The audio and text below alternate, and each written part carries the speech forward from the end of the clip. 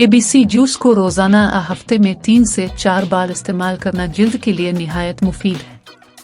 ABC juice बनाने का तरीका। एप्पल अज्जा 1 अदद सेब छोटे टुकड़ों में कटा हुआ, 1 अदद चुकंदर छोटे टुकड़ों में कटा हुआ, बीटरूट 1 अदद गाजर छोटे टुकड़ों में कटी हुई, कैरेट 1 चम्मच नींबू का रस, आधा गिलास पानी।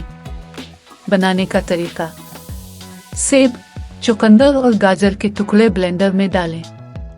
जूस को छलनी से छान लें ताकि रेशा निकल जाए।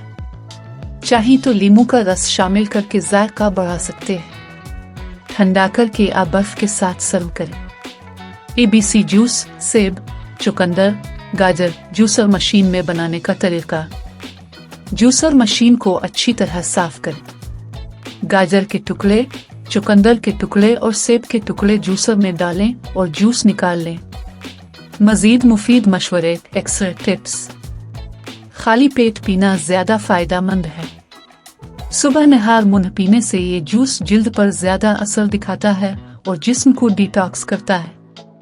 अगर ज़ियाबितस के मरीज हैं तो जूस में सेब की मिकदार कम रखें और डॉक्टर से मशवरा जरूर लें।